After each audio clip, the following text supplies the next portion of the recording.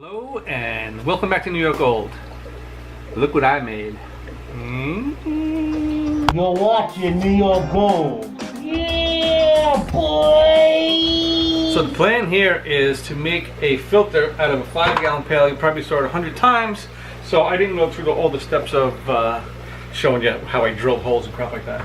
So I'll show you what I did though. What I did do is, can you see that? I drilled holes in the bottom of the body area, and I cut some PVC almost to the same size. It's close. And I put them in there like a triangle. See the triangle? Like a triangle. And then this thing I made. This is a just a piece of plexi with a bunch of holes in it. It used to be a divider, and I repurposed it for this. Quick tip. Oh, this is just a plastic door stopper, so I can grab it later on. Let me shut this off, and I'll come back with the quick. Anyway, this sits on top of those 3 rings, so there's space between those holes in the bottom, so the substrate doesn't go right on top of the hole. So this is what I did. I had a piece of plexiglass. It was a little bigger than this, and I laid it over the top. You see that? And then I followed the inside line of the bucket with a Sharpie, and then I cut it out with a jigsaw and made the circle. Right? Then I put it in the bucket, and it doesn't fit. So I start trimming edges. It goes a little further, doesn't fit. Turns out that these buckets, it's tapered. This is not straight. Who knew? So what I had to do is turn it upside down, put it on here, and then trace the inside line. See? Now it fits. Now it don't. I didn't know it was bigger on the top than the bottom, but now I know. So if you're gonna do anything like this, measure from the bottom, cut your circle, and then it'll fit. And you don't have to shape it 1,000 times like I did before I figured it out. There's my tip. So where was I? We had our 3 very evenly cut pieces of PVC in the triangle.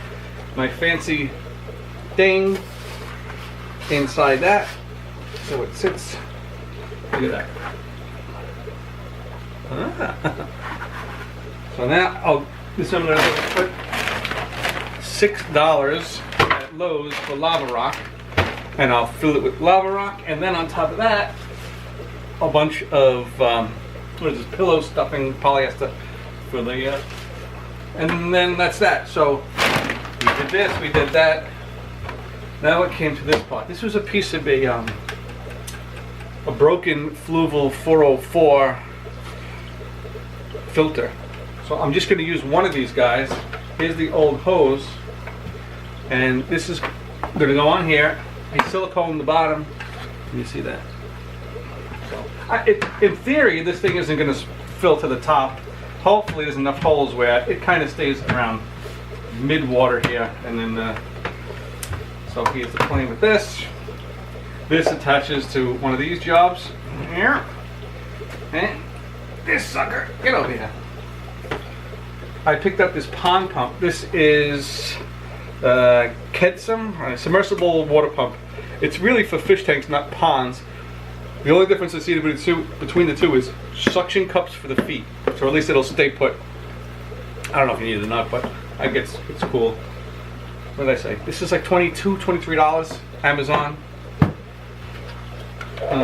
It does 880 gallons an hour, so we should be able to filter a lot of water. That tank I'm going to put it in is a 110. So we'll be turning that water over 8 times an hour, 9 times an hour. And then this goes on top here, like so. Sits on the bottom of the tank. Now this sits on top of the tank. And then the water goes up, trickles out the bottom, falls into the tank, and continues this forever and ever and ever. To sit it on top of the tank, what I did is I took 2 pieces of, what is this called? Wood. This is wood. 2x4s. And then notched them out. I think 17.5 was the center of the thing, and I gave it you know, an inch on each side. So I'm going to put them like this, on top of the tank.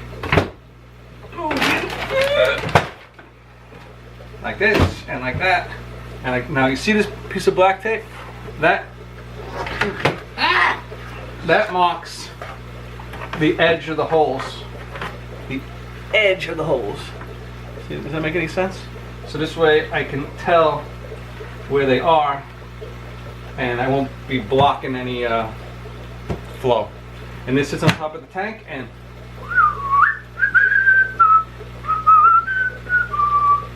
think it's gonna work? I don't know. So let's put it all together and see what happens. Okay, right. So I have my spacers and my fancy round thing. I did a last minute. I cut some of this stuff that I don't know what it's called from Michaels, the plastic with the little square hole in it. But I rinsed off. What am I doing? Oh, there it is.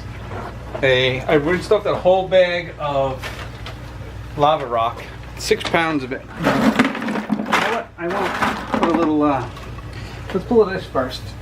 I don't know why, just for the hell of it.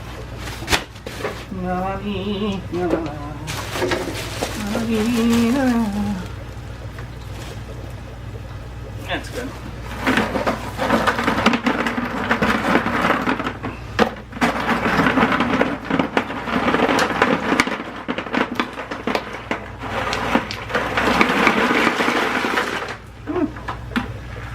Not that much, but man, we can do like probably 2 more of those bags in there. But anyhow, so we'll slip this sucker over the top.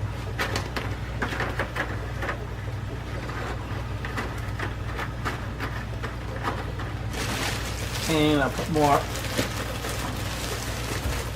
of that bedding in it. So there you have it. Then top on.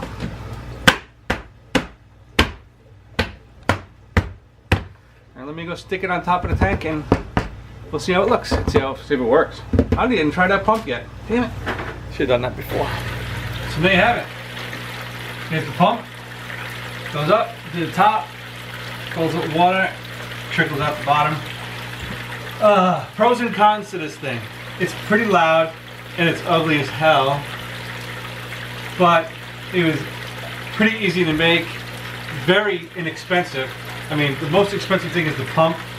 I guess if you bought the hose, if you bought every single part, piece, I mean, you could do this for probably $50 or less and filter something huge. I mean, this thing, man, when I put 6 pounds of lava rock in there and it disappeared. So you could probably do something, you know, 200-300 gallons with this, easy, maybe even more.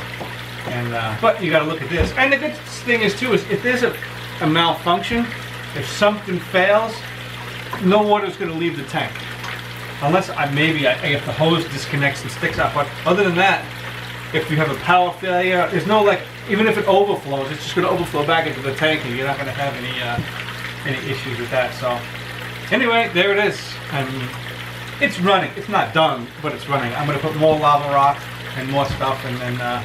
Maybe I'll let it cycle in here until I set the other tank up. I don't have a stand for it anyway, so I'm gonna have to wait. So that's all I have to say about that. So I'll see you guys later. Bye.